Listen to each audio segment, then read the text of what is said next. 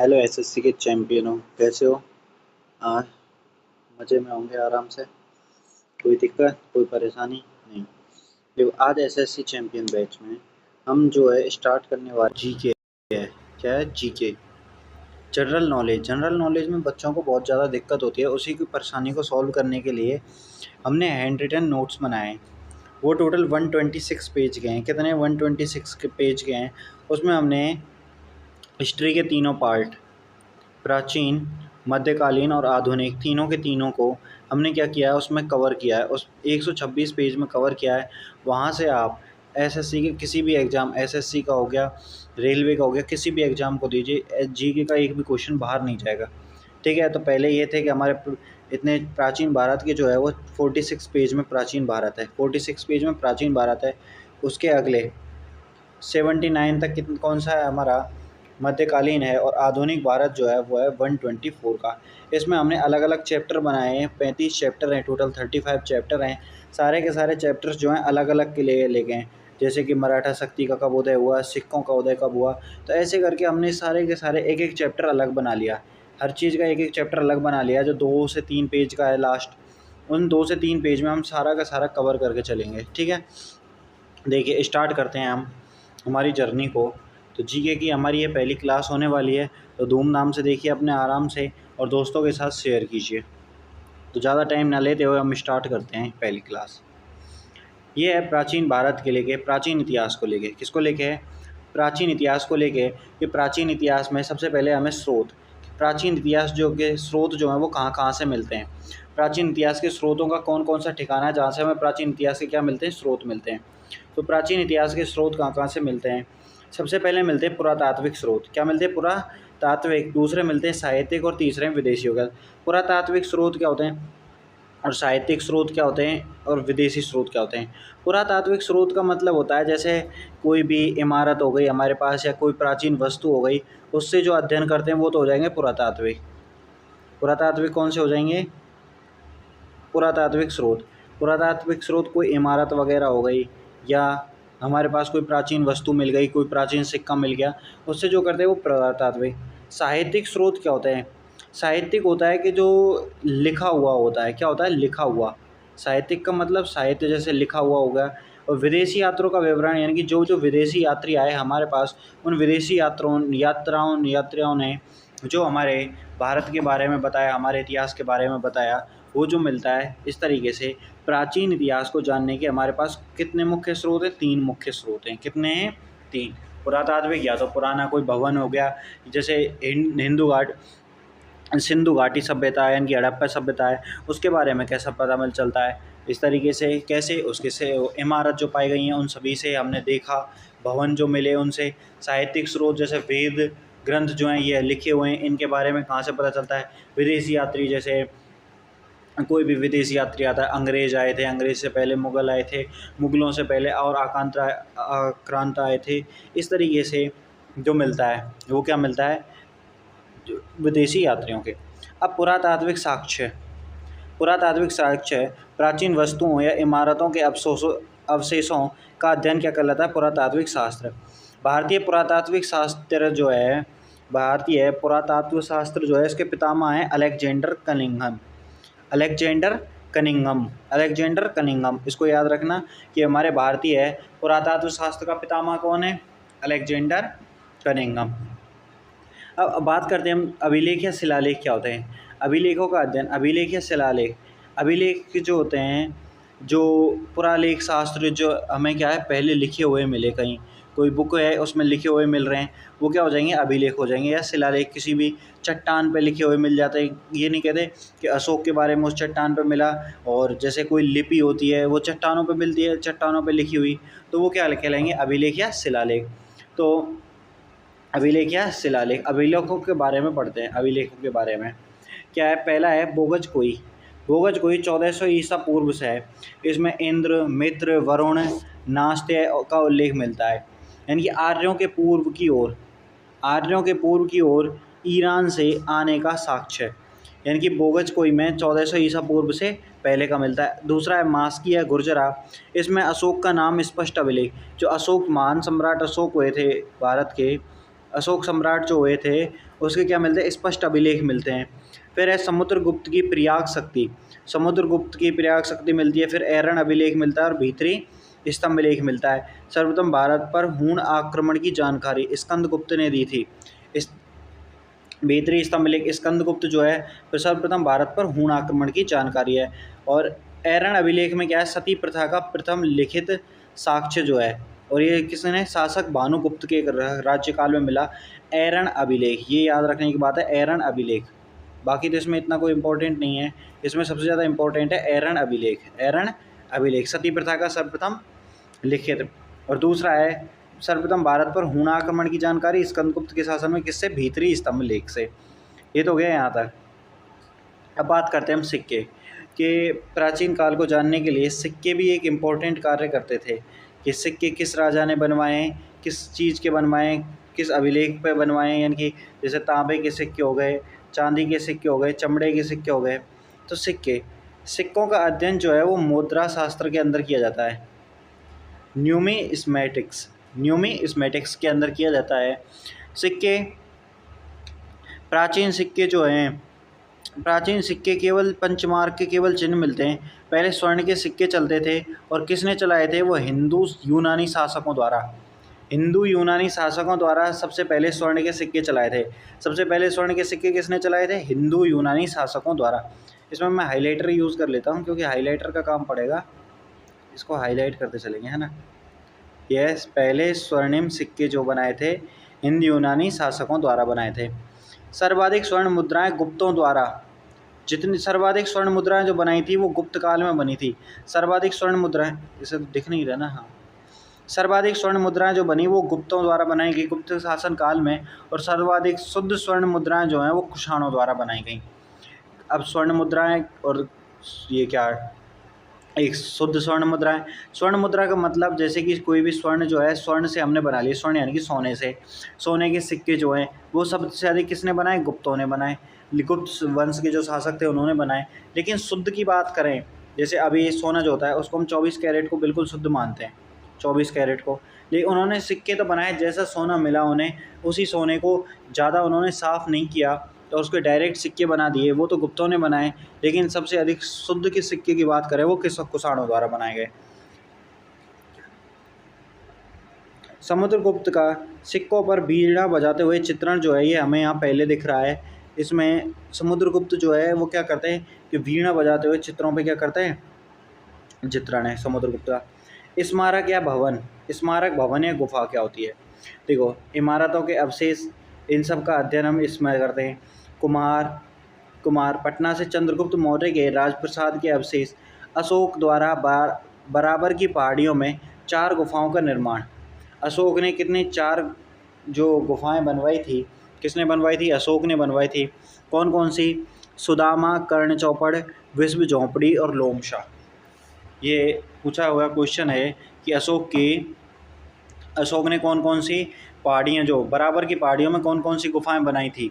तो ऐसे आता है कि 4 ऑप्शन देता है, उसमें से 3 तो पहाड़ियों के नाम देता है, एक नहीं देता है कि कौन सी नहीं है। तो उसमें कौन कौन सी हैं, एक तो सुदामा है, कर्ण चौपड़ है, विश्व झोंपड़ी है और लोमशा। 4 उसने क्या बनवाई थी, बराबर की पहाड़ियों में 4 गुफाएँ बनवाई थी। दशरथ द्वारा नागार्जुनी पहाड़ियों में गुफाएं बनवाई थी। गोपी, वेदायिका, वापिया की गुफा आजीवकों को प्रदत्त। फिर आती है मूर्तियां या चित्रकला। तो कुषाण काल में बौद्ध धर्म में संबंधित मूर्तियों का निर्माण, ठीक है। बुद्ध की प्राचीन मूर्तियां गंगाधर शैली में। अजंता की गुफाओं के चित्र 1वीं शताब्दी से 7वीं शताब्दी तक, 7वीं ईस्वी तक, 1ली शताब्दी ईस्वी से 7वीं शताब्दी ईस्वी तक, यानी कि 100 से लेके 700 इतने वर्षों के अंतर्गत, 100 से लेके 700 इतने वर्षों के अंतर्गत जो भी आए, अजंता की गुफाओं के चित्र हैं, अजंता की गुफाओं के चित्र हैं। तो इसमें समराइज करते हैं, जो सबसे ज़्यादा समराइज करते हैं कि क्या हमने अभी तक मेन इंपॉर्टेंट पढ़ा। सबसे पहले हम प्राचीन इतिहास के स्रोत कौन कौन से हैं, ठीक है। फिर सिक्कों की बात करते हैं, तो सबसे अधिक स्वर्ण मुद्राएं किसने, गुप्तों द्वारा। सबसे अधिक शुद्ध स्वर्ण मुद्राएं कुषाणों द्वारा। फिर अशोक की पहाड़ी, अशोक द्वारा बराबर की पहाड़ियों में 4 गुफाओं का निर्माण कराया गया। तो ये था इम्पोर्टेंट यहाँ तक। एक अशोक की गुफाएं हैं 4, कौन कौन सी हैं, सुदामा, कर्ण चौपड़, विश्व झोंपड़ी और लोमशा। और सर्वाधिक स्वर्ण मुद्राएं गुप्तों द्वारा, और सर्वाधिक शुद्ध स्वर्ण मुद्राएं कुषाणों द्वारा। एक इसमें सती प्रथा का आया था एरन अभिलेख। एरन अभिलेख, तो अभी तक हमारे 4 पॉइंट बने इंपॉर्टेंट जिनसे क्वेश्चन आ सकते हैं। एरन अभिलेख सती प्रथा का निम्नलिखित पहला जो प्रथम लिखित साक्ष्य जो है वो क्या है, एरन अभिलेख में है। अब आगे चलते हैं, देखिए आगे क्या है। अब साहित्यिक स्रोत में बात करते हैं। अब तक हमने स्रोत पढ़े थे, अभिलेख, पुरातात्विक साक्ष्य पढ़े थे। अब हम पढ़ेंगे साहित्यिक साक्ष्य। देखिए यहाँ पे जानने के पुरातात्विक स्रोत तो ये हुए पुराने जो भी मिले कि अशोक ने स्तंभ बनवाए थे, कहाँ पे गुफाएं बनवाई थी, ठीक है। सबसे पहले स्वर्ण मुद्राएं सर्वाधिक किसने बनवाई, तो ये तो हो गए पुरातात्विक साक्ष्य। अब साहित्यिक साक्ष्य पे आते हैं। साहित्यिक साक्ष्य में धार्मिक साहित्य मिलते हैं। धार्मिक साहित्य जैसे वेद, वेदांग, उपनिषद, ब्राह्मण, आरण्यक, पुराण, बौद्ध ग्रंथ, जैन ग्रंथ, यानी कि ग्रंथ जो है, ग्रंथ हो गए, वेद पुराण हो गए, वेदांग हो गए, ये सभी जो है क्या है, साहित्यिक स्रोत के अंतर्गत आते हैं। वेद कितने होते हैं हमारे, 4 वेद है, ऋग्वेद, सामवेद, यजुर्वेद, अथर्ववेद। कितने वेद है, 4 वेद। ये यहाँ से इसको इम्पोर्टेंट स्टार कर लीजिए, 4 वेद हैं। 4 वेदों में ऋग्वेद, 4 वेदों में ऋग्वेद में ऋचाओं का संग्रह है, ऋचाओं का। सामवेद में गीति रूप मंत्रों का, यानी कि जिससे हम संगीत जो है, संगीत का प्रथम साक्ष्य जो कहाँ मिलता है, सामवेद में मिलता है। यजुर्वेद में यज्ञ अनुष्ठान कर्म कांड, यानी कि घर में यज्ञ हवन करवाते हैं, या किसी के जब डेथ हो जाती है उसके बाद में हम कर्म कांड करवाते हैं, वो आता है यजुर्वेद के अंदर। और अथर्ववेद के अंतर्गत आते हैं मंत्र तंत्र टोना टोटका जो होते हैं, वो क्या करते हैं, तंत्र मंत्रों का संग्रह, जैसे टोना टोटका जो भी करते हैं वो सभी क्या है, अथर्ववेद के अंदर उसके मंत्रों का संग्रह मिलता है, ठीक है। हाँ, बौद्ध ग्रंथों में हमारे मौर्यकालीन इतिहास की, बौद्ध ग्रंथों में मौर्यकालीन इतिहास की जानकारी प्राप्त होती है। बौद्ध ग्रंथों में किसकी, मौर्यकालीन इतिहास की जानकारी प्राप्त होती है।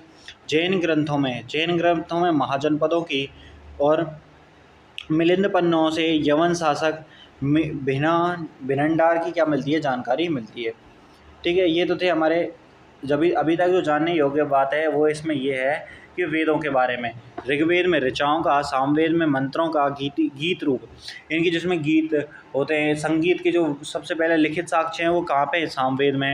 यजुर्वेद में यज्ञ अनुष्ठान कर्मकांड के बारे में, और अथर्ववेद में किसका है, तंत्र मंत्रों का संग्रह।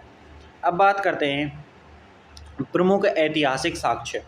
प्रमुख ऐतिहासिक साक्ष्य कि संस्कृत व्याकरण का पहला ग्रंथ जो है वो क्या है, अष्टाध्यायी। अष्टाध्यायी, इसके रचनाकार कौन है, पाणिनि। फिर अर्थशास्त्र कौटिल्य।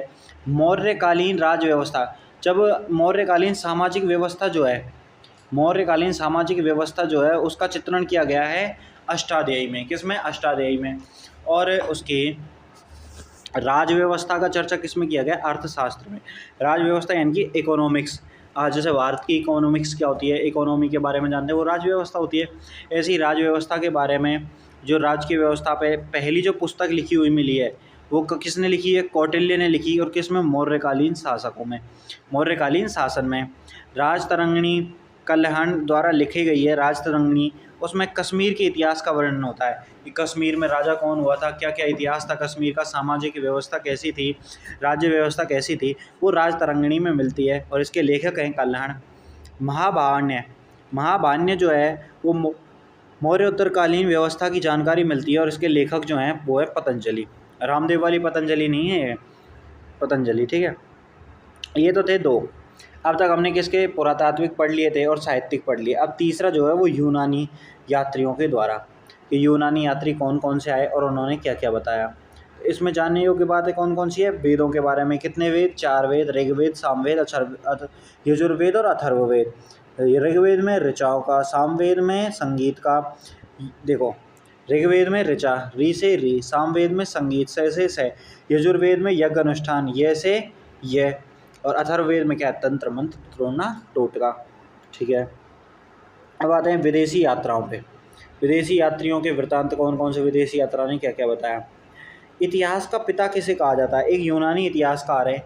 यूनानी, अब आप कहेंगे जहाँ भी देखते हैं हम यूनानियों को बहुत सुनते हैं कि यूनानियों पर एक ही काम था टोलने का, हाँ इन पर यही काम था, लगे और कोई काम ही ना करते शायद, ठीक है।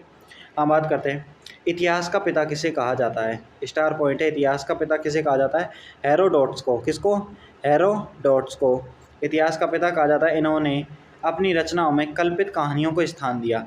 इसमें कल्पित कहानी है कि वहाँ का राजा ऐसा होगा और वो ये करता है, ये करता है, लेकिन उसके बारे में कोई प्रमाण नहीं था कि हाँ भाई इन्होंने देखा हो। एक इतिहास जो होता है वो दो चीज़ पे चलता है। कहानी जो होती है वो कहानी कल्पना पे चलती है। कहानी किस पे चलती है? कल्पना पे। और इतिहास साक्ष्य को मानता है। तो इन्होंने अपने इतिहास में क्या कहा, कहानियों को रूप दिया। कहानी जैसे कि उस राजा ने ये काम किया, ये किया, वो किया, इस तरीके से हेरोडोटस ने बताया। लेकिन इतिहास का पिता इसे इसलिए कहा जाता है क्योंकि इतिहास के बारे में सबसे पहले इन्होंने ही बताया था। फिर आता है ईरान का राज्यवैद टीसियस, उसके बाद मैगस्थनीज चंद्रगुप्त मौर्य के दरबार में सेल्यूकस का राजदूत था। मौर्यकालीन समाज की राज व्यवस्था का वर्णन इसी ने किया है। और टोलेमी ने हमें क्या दिया, एक किसके बारे में, जोग्राफी नामक पुस्तक दी। उसके बाद आता है प्लिनी ने नेचुरल हिस्ट्री जो कि रचना की है पहली सदी में, वो किसने की थी? प्लिनी ने। किसने की थी? प्लिनी ने। किसकी रचना की थी? नेचुरल हिस्ट्री की। फिर इसे पुस्तक पेरिप्लस ऑफ द एरिथ्रीगिरी सी, इसको लेखक क्या है? अज्ञात है। इसके लेखक क्या है? अज्ञात है। भारत के बंदरगाहों तथा व्यापारिक वस्तुओं के बारे में जानकारी जो है वो हमें किसने दी थी? प्लिनी ने। किसने दी थी? प्लिनी ने। किसने दी थी? प्लिनी ने। अब बात करते हैं आगे। फान जो है वो 1402 में भारत आया था चंद्रगुप्त द्वितीय के दरबार में। कब आया था? चंद्रगुप्त द्वितीय के दरबार में, और 14 वर्षों तक भारत रहा। संगयुन 518 ईस्वी में भारत आया था। 3 वर्षों तक बौद्ध धर्म ग्रंथों की रचनाएं जो प्रतियां हैं वो क्या की थी? इसने इकट्ठी की थी। हैनसांग जो आया था वो हर्षवर्धन के काल में आया था। हैनसांग कहाँ आया था? हर्षवर्धन के काल में आया था। हर्षवर्धन के शासनकाल में 630 ईस्वी में, और 15 वर्ष भारत रहा। ठीक है। और ये इतने, हाँ, अलबरूनी महमूद गजनवी के साथ भारत आया था। ये स्टार अरबी जो है, यूनानी, चीनी और अरबी। तो हम जो है यूनानियों के बारे में थोड़ा सा पढ़ते हैं, चीनियों के बारे में कम पूछा जाता है। और अरबी, चीनी जो थे वो थे, चीनी कब आए थे? चंद्रगुप्त द्वितीय के दरबार में। चंद्रगुप्त द्वितीय का शासन काल था 402 ईस्वी में, तब से तब आए थे। अरबी जो हैं, अरबी अलबरूनी महमूद गजनवी के साथ भारत आया। कब आया था? 1017 ईस्वी में। 1017 ईस्वी में। आधुनिक रचना तुर्कमेनिस्तान का निवासी था। ये तुर्कमेनिस्तान का क्या था? निवासी था। रचना की थी इसने किताब उल हिंद या तहकीक ए हिंद की। उसके बाद आया था इनब तूता यात्रा वृत्तांत रहेला। 1333 में भारत आया। मोहम्मद बिन तुगलक ने दिल्ली का काजी यानी कि न्यायाधीश नियुक्त किया। काजी को क्या बोलते हैं? न्यायाधीश। अलबरूनी महमूद गजनवी के साथ कब? 1017 ईस्वी में। और इनब तूता कब आया भारत? मोहम्मद बिन तुगलक के शासनकाल में। और इसे क्या भी बना दिया था? न्यायाधीश भी बना दिया था। अन्य लेखक थे, तिब्बती लेखक थे, हमारे पड़ोस के तिब्बती लेखक थे। उन्होंने क्या है, कंगपुर और तमपुर नाम के दो वो दिए, लेखन किए थे। तारानाथ थे। फिर मार्को पोलो आए थे 13वीं सदी में इन्होंने। ठीक है। और तो हमें इतने इम्पोर्टेंट नहीं है, इसमें से हमारे पास 4 से 5 जो इम्पोर्टेंट हैं। एक तो अरबी हैं, अरबी में दो हैं, अलबरूनी और इनबतूता। अलबरूनी कब आया? महमूद गजनवी के साथ 1017 में। इनबतूता कब आया? 1333 में। और इसे मोहम्मद बिन तुगलक के शासनकाल में आया था, और इसे दिल्ली का क्या बना दिया था? न्यायाधीश। इतिहास का पिता किसे कहा जाता है? इतिहास का पिता यूनानी इतिहासकार हेरोडोटस को। और नेचुरल हिस्ट्री की रचना किसने की थी? प्लिनी ने। किसने की थी? प्लिनी ने। अब बात करते हैं आगे। ये तो था हमारे तीनों साहित्य के बारे में हमने पढ़ लिया कि किस तरीके से। अब बात करते हैं हम इतिहास की। किसकी बात करते हैं? इतिहास की। भारतीय इतिहास काल का विभाजन। इतिहास काल का विभाजन किस तरीके से? ये दूसरा चैप्टर स्टार्ट हो चुका है हमारा। यहाँ से जो है इम्पोर्टेंट है दूसरा, और तीसरा कहाँ पे? हाँ, ये चौथा। तो तीसरा कहाँ गया यार? नगरीय व्यवस्था दूसरा ही है। अच्छा, तीसरा ये रहा। हाँ, 2 ही पेज का है, तो इसको हम क्या कर लेंगे, यहाँ से देखते हैं। चलो, भारतीय इतिहास काल का विभाजन। तो भारतीय इतिहास काल का विभाजन जो है प्रागौगिक इतिहास काल, आद्य इतिहास काल और ऐतिहासिक काल 3 खंडों में किया जाता है। प्रागौती ऐतिहासिक काल में क्या करते हैं, इसका कोई भी लिखित साक्ष्य हमारे पास क्या है, उपलब्ध नहीं है। लिखित साक्ष्य इसका उपलब्ध नहीं है। इस काल में क्या मानव सभ्यता इतनी ज़्यादा विकसित नहीं थी। आधे ऐतिहासिक काल में हमारे पास पुरातात्विक साक्ष्य हैं और कुछ अभिलेख मिले हैं, कुछ अभिलेख मिले भी हैं, उनको हम क्या कर सकते हैं, अभी पढ़ा नहीं जा सकता, उनको पढ़ा नहीं गया। इसे कांस्य युग भी कहते हैं। एक है ऐतिहासिक काल जिनको हमें पढ़ने में सफलता मिली, वो 600 ईस्वी पूर्व के बाद का काल है। 600 ईस्वी पूर्व के बाद का काल है जिसको हम ऐतिहासिक काल बोलते हैं। क्या बोलते हैं, ऐतिहासिक काल। अब ऐतिहासिक काल बोलते हैं, क्या बोलते हैं, ऐतिहासिक काल। अब पाषाण युग की बात करते हैं। किसकी, पाषाण काल की। पाषाण काल जो है वो 5 लाख वर्ष से लेके 1000 ईसा पूर्व तक था। 5 लाख साल से लेके 1000 ईसा पूर्व तक कौन सा युग था, पाषाण काल या पाषाण युग। पाषाण काल को 3 भागों में किया है, 5 लाख से 10,000 ईसा पूर्व, और मध्य पाषाण काल जो है, पूरा पाषाण काल 5 लाख से 10,000 तक, मध्य पाषाण काल 10,000 ईसा पूर्व से 6,000 ईसा पूर्व, और नव पाषाण काल 10,000 ईसा पूर्व से 1,000 ईसा पूर्व तक। ईसा पूर्व का मतलब है कि यहाँ पे देखिए ईसा मसीह के जन्म से, ईसा मसीह के जन्म से पहले जो हुआ उसे ईसा पूर्व कहते हैं, और ईसा मसीह के जन्म के बाद जो हुआ उसे ईसवी कहते हैं। ईसवी कब, जन्म के बाद, और ईसा पूर्व कब, जन्म से पहले। ईसा पूर्व, ईसा पूर्व कब, जन्म से पहले, और ईसवी कब, जन्म के बाद। और जन्म से पहले को यदि इंग्लिश में बोले तो हम एडी कहते हैं, जन्म से पहले को क्या कहते हैं, बीसी, और जन्म के बाद को क्या कहते हैं, एडी। देखिए अब यहाँ पे इस जब निम्न पुरा पाषाण काल में क्या हुआ, यहाँ पे सोअन घाटी और बेलन घाटी, 2 घाटी हैं जिनकी हमें संस्कृति हमें पाई गई है, जो खोज करने पे पाई गई हैं। सोअन घाटी और बेलन घाटी, जब उनके जो वो पाए गए थे, जैसे कि इमारत वगैरह मिलती हैं या कोई साक्ष्य मिलते हैं, कोई भी पत्थर मिलते हैं, उनको क्या करते हैं हम, कोई भी युग के सिक्के मिलते हैं, उनको हम क्या खोज के लिए भेजते हैं कि कितने पुराने हो सकते हैं। तब पता चला कि वो 10,000 ईस्वी पूर्व से लेके 5 लाख ईस्वी पूर्व तक हैं। तो ये सोअन घाटी और बेलन घाटी सभ्यता पुरा पाषाण काल में आती हैं। फिर आती है मध्य पाषाण काल। मध्य पाषाण काल में सोअन घाटी और बेलन घाटी जो हैं, ये नर्मदा घाटी और तुंगभद्रा, नर्मदा और तुंगभद्रा, ये घाटी किसकी है, मध्य पाषाण काल की। अब बात करते हैं हम नवपुरा पाषाण काल की। किसकी, नवपुरा पाषाण काल की।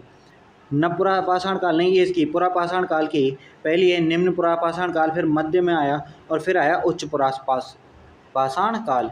उच्च पुरा पाषाण काल में छोटा नगर और कर्नाटक आंध्र प्रदेश, इनके बारे में हमने क्या, कर्नाटक आंध्र प्रदेश, इनके बारे में हमने बताया था कि यहाँ पे छोटा नागपुर घाटी है, कर्नाटक आंध्र प्रदेश, ये सभी थे। ये वाले इलाके जो हैं वो उच्च पुरापाषाण काल में यहाँ पे कौन सी संस्कृति मिली थी हमें, सल्क फलक संस्कृति मिली थी। ठीक है, ये तो थे यहाँ तक। अब आगे बात करते हैं हम पुरापाषाण काल की अवस्थाएं। तो कितनी थी, 3 अवस्थाएं पुरापाषाण काल की, पूर्व, मध्य और उत्तर। पूर्व में क्या हुआ, 5 लाख से 50,000, मध्य में 50,000 से 40, और ये पुरापाषाण काल की चल रही हैं 40,000 से लेके 10,000 तक। 40,000 से लेके 10,000 तक। ये था ना 5 लाख से 10,000 तक, तो 5 लाख से 10,000 तक कैसे आया, वो है 5 लाख से 50,000, फिर 50 से 40 और 40 से 10 के बीच में। यहाँ पे पुरापाषाण काल जो कालीन स्थल हैं उनमें क्या स्थल कौन से थे, क्षेत्र कौन सा है आज के, पहले कौन सा था, पहले सोअन या सोहन नदी घाटी जो पंजाब पाकिस्तान में, पंजाब 2 पंजाब हैं, एक पंजाब जो है वो पाकिस्तान में है और एक पंजाब जो है वो कहाँ, भारत में। तो पंजाब पाकिस्तान वाला जो इलाका है, ये इस वाले इलाके पे सोहन घाटी सभ्यता थी, सोहन नदी सभ्यता या सोहन नदी घाटी बोलते हैं। फिर बात आते हैं बेलन घाटी की। किसकी बात करते हैं, बेलन घाटी की, जो मिर्ज़ापुर उत्तर प्रदेश में है। मिर्ज़ापुर वेब सीरीज़ देखिए ना, तो मिर्ज़ापुर उत्तर प्रदेश में जो है वहाँ पे बेलन घाटी थी। फिर बात करते हैं हम डीडवाना की। तो डीडवाना राजस्थान में डीडवाना अभी जिला है, डीडवाना जगह है राजस्थान में। ठीक है, फिर बात करते हैं हम भीमबेटका जो भोपाल मध्य प्रदेश में है, भोपाल मध्य प्रदेश में है। फिर नेवासा की बात करते हैं। नेवासा आज कहाँ पे, महाराष्ट्र में है। हुंसकी जो आज कर्नाटक में है। पहलगांव कहाँ पे, कश्मीर में। पहलगाम का हमला भी तो हुआ था या नहीं हुआ था, 14 फरवरी को। वैलेंटाइन डे को ब्लैक डे बना दिया। फिर बात करते हैं पटने, सर्वप्रथम शुतुरमुर्गों के साक्ष्य, शुतुरमुर्गों के साक्ष्य कहाँ पे है? महाराष्ट्र में। सर्वप्रथम शुतुरमुर्गों का साक्ष्य जो मिलता है वो पटने में मिलता है। पूर्व पुराषाण काल की अवधि में जलवायु में नमी कम हो गई थी। जो पूर्व पुराषाण काल था ना, उसकी अवधि में जलवायु में नमी की मात्रा क्या हो गई थी? कम हो गई थी। नमी यानी कि पानी की क्या हो गई थी? कमी हो गई थी। ठीक है, अब बात करते हैं मध्य पाषाण काल की। मध्य पाषाण काल में पत्थर के गोले, जिसको बोलते हैं बटिकास्म, सरल, इसमें क्या थे? सरल उद्योग प्रचलित थे। बटिकास्म पत्थर के गोलों से वस्तुओं का निर्माण करते थे। ठीक है, उसके बाद मध्य पाषाण काल की बात चल रही है ये। और शिल्प सामग्री नर्मदा और तुंगभद्रा नदी के किनारे उपस्थित थी। शिल्प सामग्री कहाँ थी? नर्मदा और तुंगभद्रा। नर्मदा और तुंगभद्रा, और आज कहाँ पे देखिए? नर्मदा और तुंगभद्रा। उसके बाद बात करते हैं उत्तर पाषाण काल की। यहाँ पे आर्द्रता कम हो गई थी, जलवायु जो है गर्म होने लग गई थी। और इसको तो छोड़िए, चकमक उद्योग को तो। ठीक है, ये था पूरा पाषाण काल के बारे में। अब बात करते हैं मध्य पाषाण काल की। मध्य पाषाण काल 10,000 से कितने तक था? 6,000 तक। इसी युग में आग का आविष्कार हुआ था। इसी युग में आग का आविष्कार हुआ था। इसको तो आप पढ़ें ना पढ़ें कोई दिक्कत नहीं है, इससे कोई भी क्वेश्चन नहीं आएंगे, इससे कोई भी क्वेश्चन नहीं आएंगे। ये सिर्फ आपको बताने के लिए, इसमें आपको ये याद रखना है बस, ये वाला, कि ईसा पूर्व से जन्म पहले को क्या कहते हैं? ईसा पूर्व, और ईसा मसीह के जन्म के बाद को कहते हैं ईसवी। यही है इसमें, और तो कुछ नहीं है इसमें, छोड़ो। अब आइए मध्य पाषाण काल। सर्वप्रथम आग का आविष्कार किस काल में हुआ था? तो मध्य पाषाण काल में। मध्य पाषाण काल में इसमें मध्य प्रदेश और राजस्थान महत्वपूर्ण स्थल थे। आग का आविष्कार होने पे आदमगढ़ और बागोर, आदमगढ़ मध्य प्रदेश में और बागोर जो है वो राजस्थान में। पुरा पाषाण काल जो है युग और नव पाषाण युग का मध्य संक्रमण काल मुख्य आखटेक और पशुपालक, यानी कि पहले क्या करते थे? या तो शिकार करते थे, आखेट यानी कि शिकार, आखेट यानी कि शिकार, या तो शिकार करते थे या पशुओं को पालते थे। फिर इसमें गर्म जलवायु के परिणाम स्वरूप वनस्पति और जीवों की वृद्धि जो है वो क्या हुई कि जलवायु कैसी होने लग गई? गर्म जलवायु होने लग गई। गर्म जलवायु होने लग गई तो यहाँ पे वनस्पति और जीवों में वृद्धि होने लग गई। शीत की वजह से क्या हो जाते थे? पहले मर जाते थे, अब क्या हो गए? उनमें बचने लग गए, तो वृद्धि होने लग गई। अहिंसक पशुओं को पालतू बनाया गया। सबसे पहला पालतू पशु कुत्ता, इसको अंडरलाइन कर लो। सबसे पहला पालतू पशु कौन है? कुत्ता। सबसे पहला पालतू पशु कौन है? कुत्ता। सबसे पहला पालतू पशु है कुत्ता। सबसे पहला पालतू पशु कौन है? कुत्ता। अहिंसक जानवरों को पशु बनाए गए। पत्थर के बहुत छोटे औजारों का प्रयोग किया जाता था। पत्थर के बहुत छोटे हथियार, जैसे चाकू बना लेते हम पत्थर से, पत्थर को घिस घिस के उसके इस तरीके से क्या कर लेते थे? औजार बनाते थे, जिससे हम क्या करें? जानवरों का शिकार कर सकें। आखेट बोलते हैं शिकार को। ठीक है, तो मध्य पाषाण काल में हमने क्या किया था? मध्य पाषाण काल में हमने क्या किया था? मुख्यतः पशुपालन किया था। क्या किया था? पशुपालन किया था। ठीक है, गर्म जलवायु होने के कारण वनस्पति और जीवों की वृद्धि हुई और हमने पशुपालन किया था। और सर्वप्रथम जो सबसे पहला पालतू पशु था वो क्या था? कुत्ता था। क्या था? सबसे पहला पालतू पशु कुत्ता था। और इसी युग में आग का आविष्कार हुआ था। अब नव पाषाण काल 6,000 से लेके और 4,000 ईसा पूर्व तक, अभी ईसा मसीह का जन्म नहीं हुआ है, तब तक पशुओं को पालतू बनाने के साक्ष्य मिले। ठीक है, कृषि के साक्ष्य मिले मेहरगढ़ में। प्राचीनतम मेहरगढ़ में क्या मिले थे? इसके साक्ष्य मिले थे। गेहूँ, जौ सबसे प्राचीन, और कपास की खेती का प्रमाण। गेहूँ, जौ सबसे प्राचीन जो हैं, सबसे पहले से जो बोए जाते हैं वो हैं गेहूँ और जौ सबसे पहले से बोए जाते हैं। और कपास की खेती का परिणाम क्या मिले थे? साक्ष्य भी मिले थे। ठीक है, नव पाषाण काल में हम पशुओं को पालतू पशु जो हैं उसके साक्ष्य मिले थे, और गेहूँ और जौ, यानी कि हम खेती करने लग गए थे उसमें। इनकी खाद्य उत्पादक, घरों के साक्ष्य और पहिए का आविष्कार हो गया था। नव पाषाण काल में क्या हो गया? पहिए का आविष्कार हो गया। कश्मीर घाटी में हड्डियों से बने उपकरण यानी कि हथियार मिले। हमें हड्डियों से बने क्या मिले? हथियार मिले। हड्डियों से बने हथियार मिले। हड्डियों से मिले हमें क्या मिले? हथियार मिले। ठीक है, अब बात करते हैं बुर्ज होम की। बुर्ज होम और गुफा फराल। कुम्हारों की जो गुफा होती है श्रीनगर से 41 किलोमीटर दक्षिण पश्चिम में कृषि और पशुपालन के लिए क्या थे, यहाँ पे काम करते थे। श्रीनगर के 16 किलोमीटर पश्चिम में इंसानों के साथ पालतू कुत्तों के समाधान, यानी कि इंसानों के साथ साथ यहाँ पे हमें पालतू कुत्तों के भी मिले थे कि पालतू कुत्ते जो हैं उनके बारे में भी जानने को मिला था। अब बात करते हैं नवपाषाण काल। नवपाषाण काल में बेलन घाटी, प्रयागराज मध्य प्रदेश में क्या था, भीमबेटका, चिरांद बिहार में, यहाँ पे क्या मिला, सबसे पहले चावल के साक्ष्य कहाँ मिले, कोल्डी हवा में। चावल की खेती कहाँ की गई थी, प्रयागराज उत्तर प्रदेश में। चट्टानों में चित्रकला यानी कि मानव के चित्रों वो कहाँ मिले थे, भीमबेटका मध्य प्रदेश में। हड्डियों के उपकरण कहाँ मिले, सबसे पहले बिहार में। हड्डियों के उपकरण यानी कि हड्डियों से औजार जो बने मिले। बाजरे की जो खेती वो की गई थी सबसे पहले हमें कहाँ पे मिले थे, उसके साक्ष्य कर्नाटक में। ये क्या है, अभी खोज करते हैं ना तब जाके मिलते हैं, ये नहीं है कि सबसे पहले यहीं की गई थे, नहीं, सबसे पहले हमें जो हम मिले थे वो, ठीक है। अब सबसे प्राचीन स्थल जो है वो क्या है, जैसे कर्नाटक में कौन है, बुडियाल, तेलंगाना में उन्नतूर है, नागार्जुनी कोंडा है आंध्र प्रदेश में, ठीक है। ये भीमा, कृष्णा और तुंगभद्रा नदी के पास हैं। अब बात करते हैं ताम्र युग। ताम्र युग यानी कि तांबे का युग। जब हमारे पास तांबे का आविष्कार हुआ, किसका, तांबे का। तांबे का आविष्कार हुआ तो कौन सा युग कहलाया, वो ताम्र युग। कौन सा युग कहलाया, ताम्र युग। ताम्र युग में मानवों ने पहली बार धातु की खोज की थी, और वो खोज कौन सी, तांबा।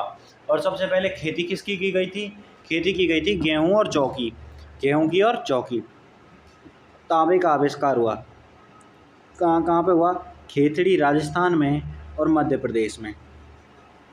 तांबा और पत्थरों के का साथ साथ प्रयोग किया जाता था। तांबा और पत्थरों का क्या किया जाता है, साथ साथ प्रयोग किया जाता है। यहाँ पे ये देखिए, ये आपको मैप दिख रहा होगा, तो यहाँ मैप में ये तो गुजरात वाला इलाका हो गया, इधर से तो गुजरात और नीचे ये राजस्थान वाला इलाका और मध्य प्रदेश वाले इलाके, इसमें क्या किया गया था, तांबा पाया था। इसमें क्या पाया गया था, तांबा। देखिए प्रमुख ताम्र जो संस्कृतियाँ हैं वो कौन कौन सी हैं। कर्म का ज्ञान आहार संस्कृति में मिला राजस्थान में, और कायथा संस्कृति चंबल नदी के क्षेत्र में, रंगपुर गुजरात में, मालवा नर्मदी में, जोरवे संस्कृति महाराष्ट्र के अहमदाबाद और इनव गाँव में। ताम्र पाषाणकालीन स्थल पूर्वी भारत चिरांद में मिलता है, मध्य भारत और महाराष्ट्र में मिलता है। ताम्र पाषाणकालीन जो समय था वो क्या है, पूर्वी भारत में गंगा नदी के पास था, और मिदरनार यानी कि पश्चिम बंगाल के पास था। मध्य भारत में मालवा और कायथा में था। महाराष्ट्र में चौरवे, नैसदा, चंदौली, सोनगांव, इंद्रगांव, इनामगांव इनके पास था। दक्षिण पूर्वी इलाकों में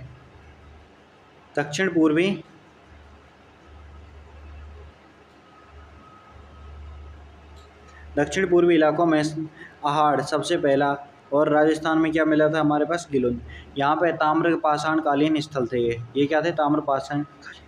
इनमें हमने क्या किया आज के में, देखिए सबसे पहला था मध्य पाषाण काल। क्या था, मध्य पाषाण काल।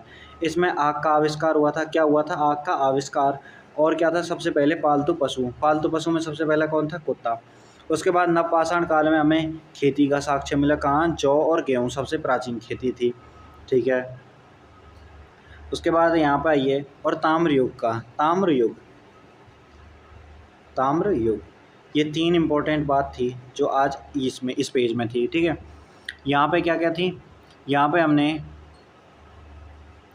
केवल ईसा मसीह के बारे में जानना था, और मध्य पाषाण काल और पुरा पाषाण काल और नवपाषाण काल कब से कब तक था, इसके बारे में यहाँ पे, ठीक है। तो आज हमने क्या क्या देखा, सबसे पहले देखते हैं भारत इतिहास के जानने के स्रोत कौन कौन से हैं। पुरातात्विक, साहित्यिक और विदेशिक 3 थे। ऐरन अभिलेख में सती प्रथा का प्रथम लिखित वर्णन। सिक्के अशोक द्वारा बराबर की पहाड़ियों में 4 गुफाओं का निर्माण कराया गया था, सुदामा, कर्ण चौपड़, विश्व झोंपड़ी और लोमशा। उसके बाद आते हैं यहाँ पे दूसरे में, यहाँ पे साहित्यिक स्रोत।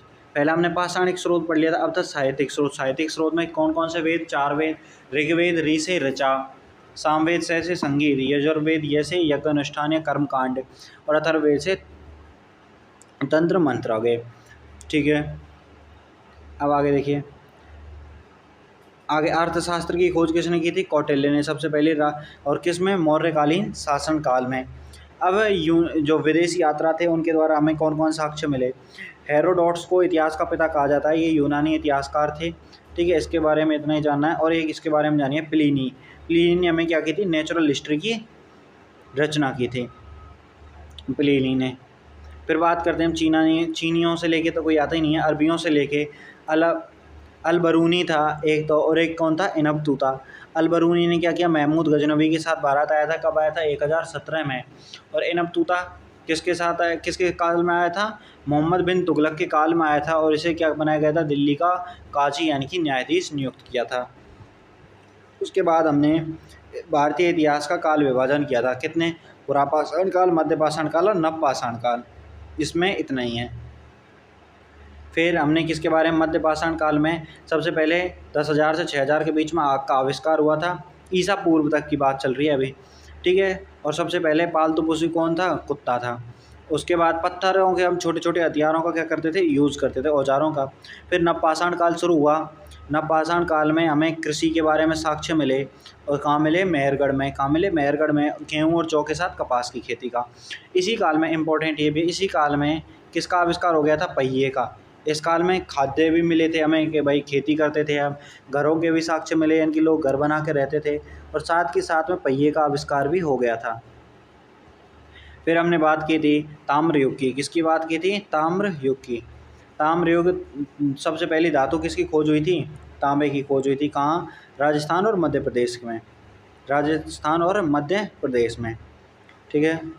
और देश में कुछ है नहीं है। अगला क्या है, हाँ, अब सिंधु घाटी सभ्यता के बारे में हम कल बात करेंगे कि सिंधु घाटी सभ्यता क्या है।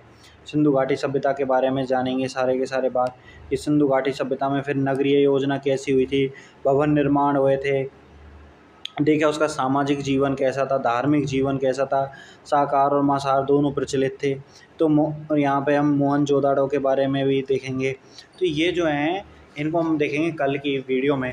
तो आप हमारे इस वीडियो को लाइक कीजिए, चैनल को सब्सक्राइब कीजिए, चैनल पे नए हैं तो, और दोस्तों के साथ अपने इस वीडियो को शेयर कीजिए, ठीक है। ये एसएससी और रेलवे, एसएससी रेलवे के हर एग्ज़ाम के लिए क्या है, ये उपयुक्त है, ये वीडियो सफिशिएंट है। ये हम क्या है, इसमें क्या है, हमने हैंड रिटन नोट्स बनाए। उन हैंड रिटन नोट्स के द्वारा आपको छोटी छोटी जानकारी दें जो इम्पोर्टेंट है। इनका ये 126 पेज में है, 126 पेज में। इसका समराइज करके आप बनाएंगे तो मुश्किल से आपके 50 से 70 पेज बनेंगे, और उन 50 से 70 पेज में हिस्ट्री का एक भी क्वेश्चन आउट नहीं जाएगा, हिस्ट्री का एक भी क्वेश्चन आउट नहीं जाएगा। अब 50 पेज में आपको हिस्ट्री कंप्लीट करके दे रहे हैं। अभी तक आपने 5 से 6 पेज पढ़े, उनमें क्या आया था, मुश्किल से मुश्किल 5 से 6 पॉइंट बने थे। तो हम इम्पोर्टेंट पॉइंट लेके आते हैं, उनको भी समराइज़ करके आपको देंगे। तो 50 से 70 तो मैंने बहुत ज़्यादा बता दिए, नहीं इतने बनेंगे नहीं। अब आप बताइए, इतने में से आपको एक क्वेश्चन मिल, 1 2 3 क्वेश्चन जो भी हैं वो मिल जाएंगे, आपको क्या दिक्कत गई है। या फिर आपको वही पढ़ना है और टीचरों वाला 2 300 500 पेजेस जो हैं उनको रटो पढ़ो, और लेना देना कुछ है नहीं, जो आएगा वो यहीं से आएगा, ठीक है। तो इस वीडियो को अपने दोस्तों के साथ शेयर कीजिए, और जो मैं इंपॉर्टेंट टॉपिक बताता जा रहा हूँ उनको आप नोट करते चलिए, बस उन्हीं उनको नोट करना है, आगे किसी को भी नोट नहीं करना है।